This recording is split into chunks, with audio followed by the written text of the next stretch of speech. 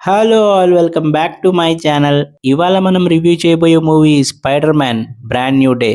So friends, ఒక super హీరోని great చేసేది వాళ్ళకున్న పవర్స్ కాదు, వాళ్ళు చేసే సాక్రిఫైసెస్. స్పైడర్ మ్యాన్ అంటే మనందరికీ అలాంటి హీరో.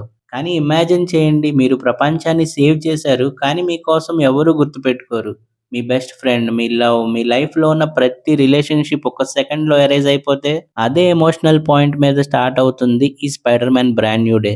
ఫస్ట్ థింగ్ చెప్పాలంటే బ్రాండ్ న్యూ డే కంప్లీట్‌గా 'నో వే హోమ్‌ని' కంటిన్యూ చేస్తుంది. కానీ టోన్ మాత్రం చాలా different. 'Homecoming', 'far from home' movies చూస్తే కలర్‌ఫుల్ టీనేజ్ ఫన్ ఉంటుంది. 'నో వే హోమ్‌లో' ఎమోషన్ ఎక్కువ ఉంటుంది. కానీ బ్రాండ్ న్యూ డేలో ఎమోషనల్‌గా మెచ్యూర్ అయిన spider man story. Cinema starting నుండి ఒక లోన్లీనెస్ ఫీల్ ఉంటుంది. పీటర్ పార్కర్ లైఫ్‌లో ఎవరూ లేరు. అవెంజర్ సపోర్ట్ కూడా లేదు. అలాగే స్టార్క్ టెక్నాలజీ లేదు. అండ్ హ్యాపీగా కూడా లేడు. ఎంజే లేడు. నెడ్ కూడా లేడు. ఇప్పుడు తనకి మిగిలింది ఒక్కటే, Spider Man responsibility. Director Destin Daniel సినిమాని సూపర్ హీరో స్పెక్టాకిల్ లా కాకుండా ఒక ఎమోషనల్ క్యారెక్టర్ డ్రామా లాగా హ్యాండిల్ చేశాడు. అది biggest positive. So Spider man brand new day అనేది టామ్ హోలండ్ ట్రయాలజీలో మోస్ట్ మెచ్యూర్ ఫిల్మ్. ఎమోషనల్ గా స్ట్రాంగ్ గా ఉంది, టెక్నికల్ గా ఇంప్రెసివ్, గ్రౌండెడ్ స్టోరీ టెల్లింగ్ తో మార్వెల్ కి మళ్ళీ రైట్ డైరెక్షన్ చూపించే స్పైడర్ మ్యాన్ సినిమా. పర్ఫెక్ట్ కాకపోయినా హార్ట్ ఉన్న సూపర్ హీరో ఫిల్మ్. అండ్ ఇంకా story 'no way home' ending తర్వాత ఇయర్స్ లేటర్ స్టార్ట్ అవుతుంది. పీటర్ పార్కర్ కంప్లీట్ గా అనానమస్ లైఫ్ లీడ్ చేస్తూ ఉంటాడు. స్మాల్ అపార్ట్మెంట్ లో ఉంటూ డైలీ సర్వైవల్ కోసం ఆడ్ జాబ్స్ చేస్తూ మిగతా టైం మొత్తం స్పైడర్ మ్యాన్ గా సిటీని ప్రొటెక్ట్ చేస్తాడు. ఇంట్రెస్టింగ్ పాయింట్ ఏంటంటే న్యూయార్క్ పీపుల్ స్పైడర్ మ్యాన్ ని హీరోలా చూస్తారు. కానీ మాస్క్ కింద ఉన్న పీటర్ పార్కర్ ఎవరో ఎవ్వరికీ తెలియదు. ఇది ఎమోషనల్ గా బాగా వర్క్ అయింది. సినిమాలో పీటర్ పార్కర్ లోన్లీనెస్ ని ఫోర్స్ గా డైలాగ్స్ తో కాకుండా చిన్న చిన్న మూమెంట్స్ లో చూపించారు. అపార్ట్మెంట్ కి లోన్లీగా రావడం, చీప్ ఫుడ్ తినడం, డిస్టెన్స్ నుండి నెట్ సోషల్ మీడియా చూడడం, ఎంజేని చూసినా మాట్లాడకపోవడం, ఇవన్నీ ఆడియన్స్ ని ఎమోషనల్ గా కనెక్ట్ చేశాయి. మూవీ ఫస్ట్ స్లోగా స్టార్ట్ అవుతుంది. యాక్షన్ తక్కువని కాదు, కానీ ఎమోషనల్ ఇన్వెస్ట్మెంట్ ఎక్కువ. ఒక సైడ్ న్యూయార్క్ లో మిస్టీరియస్ ఇన్సిడెంట్స్ స్టార్ట్ అవుతాయి. ఆర్డినరీ పీపుల్ సడన్ గా వైలెంట్ గా బిహేవ్ చేస్తూ అటాక్ చేస్తారు. స్పైడర్ మ్యాన్ ఇన్వెస్టిగేషన్ స్టార్ట్ చేస్తాడు. ఇనిషియల్లీ ఇది నార్మల్ క్రైమ్ అనిపిస్తుంది. కానీ స్లోలీ బిగ్గర్ కాన్స్పిరసీ ఉంటుంది అని అర్థమవుతుంది. డిపార్ట్మెంట్ ఆఫ్ డ్యామేజ్ కంట్రోల్ దగ్గర జరిగే ఇన్సిడెంట్ స్టోరీని నెక్స్ట్ లెవెల్కి తీసుకెళ్తాయి. మార్వెల్ ప్రీవియస్ మూవీస్ చూసిన వాళ్ళకి డ్యామేజ్ కంట్రోల్ ఇంపార్టెన్స్ ఆల్రెడీ తెలుసు. డైరెక్టర్ ఇక్కడ అన్నెసెసరీ ఎక్స్ప్లోషన్స్ ఇవ్వకుండా స్టోరీని న్యాచురల్ గా బిల్డ్ చేస్తాడు. ఫస్ట్ హాఫ్ లో బిగ్గెస్ట్ సర్ప్రైజ్ పీటర్ పార్కర్ బాడీలో చేంజెస్ స్టార్ట్ అవడం. స్పైడర్ బైట్ ఎఫెక్ట్ కంప్లీట్ అయిపోయింది అని మనం అనుకున్నాం. కానీ మూవీ న్యూ కాన్సెప్ట్ ఇంట్రడ్యూస్ చేస్తుంది.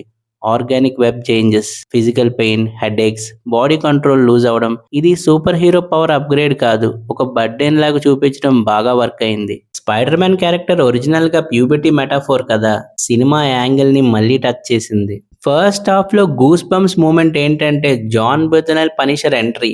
మార్వెల్ సిరీస్ లో చూపించిన పనిషర్ కి ఆల్మోస్ట్ సేమ్ ఇంటెన్సిటీ ఉంటుంది. Frank Castle and Peter Parker ideologies complete opposite. Spider Man every life matters, కానీ Punisher bad people deserves punishment. ఇద్దరి మధ్య కన్వర్జేషన్స్ యాక్షన్ కన్నా ఎక్కువ ఇంపాక్ట్ క్రియేట్ చేస్తాయి. డైరెక్టర్ పనిషర్ ని ఫ్యాన్ సర్వీస్ కోసం పెట్టలేదు, పీటర్ పార్కర్ ఎమోషనల్ జర్నీని స్ట్రెంథన్ చేయడానికి యూజ్ చేశాడు. ఇది మూవీ బిగ్గెస్ట్ స్ట్రెంగ్త్స్ లో ఒకటి. సినిమా బిగ్గెస్ట్ హీరో యాక్చువల్లీ యాక్షన్ కాదు, emotion. Tom Holland previous movies లో ఇన్నోసెంట్ టీనేజర్ లాగా ఉంటాడు. కానీ ఇక్కడ స్లీప్ లేకపోయినా, లైఫ్ మీద హోప్ తగ్గినా స్టిల్ పీపుల్ ని సేవ్ చేయాలనే డిటర్మినేషన్ ఉంటుంది. నో వే హోమ్ ఎండింగ్ లో పీటర్ సాక్రిఫైస్ చేస్తాడు. కానీ బ్రాండ్ న్యూ డేలో ఆ సాక్రిఫైస్ కాన్సిక్వెన్సెస్ చూపిస్తారు. అది ఆడియన్స్ ని టచ్ చేస్తుంది. ఎస్పెషలీ ఎంజే అండ్ నెడ్ ని చూసే మూమెంట్స్. డైలాగ్స్ కన్నా సైలెన్స్ ఎక్కువ ఇంపాక్ట్ క్రియేట్ చేస్తుంది. మార్వెల్ మూవీస్ లో రీసెంట్ ఇయర్స్ లో ఎమోషనల్ సీన్స్ కొంచెం ఫోర్స్డ్ గా అనిపించాయి. కానీ ఇక్కడ న్యాచురల్ గా ఉంటాయి. అండ్ ఇంకా సినిమా కంప్లీట్లీ సీరియస్ కాదు. మార్వెల్ ట్రేడ్ మార్క్ హ్యూమర్ ఉంది.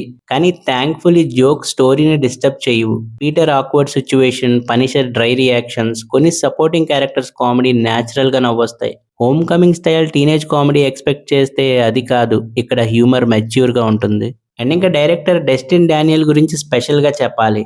శాంగ్‌చీలో యాక్షన్ ఎంత స్టైలిష్‌గా హ్యాండిల్ చేశాడో ఇక్కడ ఎమోషన్‌ని అలా హ్యాండిల్ చేశాడు. స్పైడర్ మ్యాన్ మూవీని అవెంజర్స్ స్పిన్ ఆఫ్ లాగా కాకుండా stand alone spider Man cinema లాగా ఫీల్ అయ్యేలా చేశాడు. రీసెంట్ ఎంసీయూ మూవీస్‌లో బిగ్గెస్ట్ కంప్లైంట్ ఏంటంటే too much multiverse, too many cameos and less story.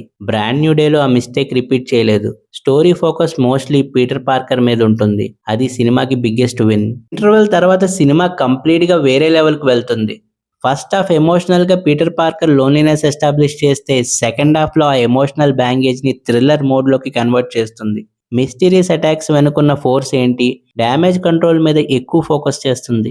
Peter బాడీలో జరుగుతున్న చేంజెస్ కి ఆ ఇన్సిడెంట్స్ కి ఏమైనా కనెక్షన్ ఉందా, ఇలా ఒక్కొక్క క్వశ్చన్ కి స్క్రీన్ ప్లే మెల్లగా ఆన్సర్స్ ఇస్తుంది.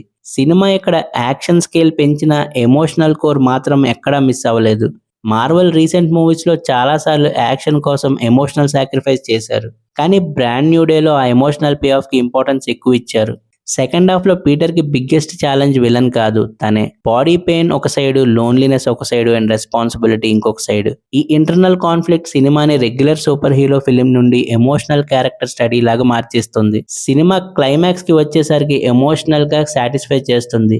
మ్యాసివ్ మల్టీవర్స్ స్పెక్టాకిల్ ఎక్స్పెక్ట్ చేసే వాళ్ళు కొంచెం సర్ప్రైజ్ ఉంది, ఎందుకంటే సినిమా పర్పస్ యూనివర్స్ ని సేవ్ చేయడం కాదు, పీటర్ పార్కర్ ని మళ్ళీ డిఫైన్ చేయడం.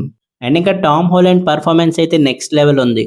హోమ్ కమింగ్ లో స్కూల్ బాయ్ లాగా, ఫార్ ఫ్రమ్ హోమ్ లో కన్ఫ్యూజ్డ్ టీనేజర్ లాగా, నో వే హోమ్ లో ఎమోషనల్ మెచ్యూరిటీ స్టార్ట్ అయింది. కానీ బ్రాండ్ న్యూ డేలో కంప్లీట్ గా అడల్ట్ పీటర్ పార్కర్ ని చూస్తాం. మాస్క్ పెట్టుకున్న సీన్స్ లో కూడా బాడీ లాంగ్వేజ్ తో ఎమోషన్స్ చూపించడం ఈజీ కాదు, ఎస్పెషలీ సైలెంట్ సీన్స్. డైలాగ్స్ లేకుండా కూడా ఎక్స్ప్రెషన్స్ తో లోన్లీనెస్ ని కన్వే చేసిన మూమెంట్స్ సినిమాకి highlights. Zendaya screen time previous movies కంటే తక్కువే, కానీ ఉన్న సీన్స్ అన్ని ఎమోషనల్ ఇంపాక్ట్ క్రియేట్ చేస్తాయి. పీటర్ ని గుర్తుపెట్టుకోకపోయినా సబ్ కాన్షియస్ లెవెల్లో ఒక కనెక్షన్ ఫీల్ అయ్యే వేలో పర్ఫార్మెన్స్ ఉంటుంది. జాకబ్ కూడా కంప్లీట్ గా డిఫరెంట్ వెర్షన్ లో కనిపిస్తాడు. నెడ్ క్యారెక్టర్ ని మెచ్యూర్ గా డెవలప్ చేసిన విధానం బాగుంది. అండ్ ఇంకా పనిషర్ అయితే సీన్ స్టీలర్. జాన్ బేతల్ గురించి స్పెషల్ గా చెప్పాలి. పనిషర్ మూవీలో ఎక్కువ టైం ఉండకపోయినా ప్రతి సీన్ ఇంపాక్ట్ ఉంటుంది. స్పైడర్ మ్యాన్ ని ఛాలెంజ్ చేసే డైలాగ్ సీన్స్ చాలా ఇంట్రెస్టింగ్ గా ఉంటాయి. ఫ్రాంక్ క్యాస్టిల్ ఏమో practical and Peter Parker emotional.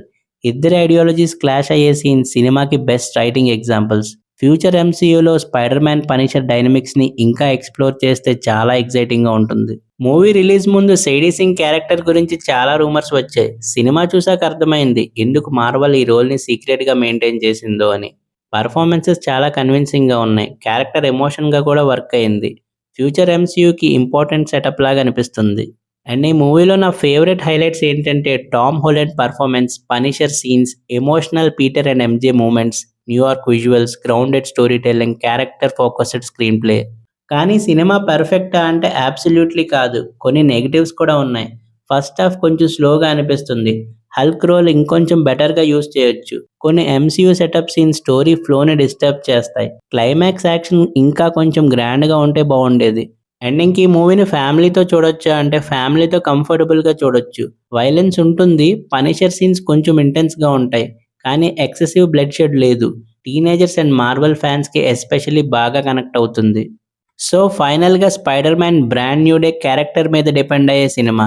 Marvel finally Peter Parker ని మళ్ళీ సెంటర్ స్టేజ్ కి తీసుకొచ్చింది. మల్టీవర్స్ నాయిస్ నుండి బయటికి తీసుకొచ్చింది. ఫ్రెండ్లీ నైబర్హుడ్ స్పైడర్ మ్యాన్ ని మళ్ళీ గుర్తు చేసింది. నోవే home level emotional spectacle expect చేస్తే కూడా కొంచెం తక్కువ అనిపించొచ్చు, కానీ జెన్యూన్ స్పైడర్ మ్యాన్ స్టోరీ కావాలంటే brand new day definitely disappoint చేయదు. సో మరి spider man brand new day movie చూసాక మీకు ఎలా అనిపించిందో కింద కామెంట్స్ లో మెన్షన్ చేయండి. వీడియో నచ్చితే లైక్ చేయండి, ఛానల్ ని సబ్స్క్రైబ్ చేసుకోండి. మళ్ళీ నెక్స్ట్ వీడియోలో కలుద్దాం. Thank you for watching.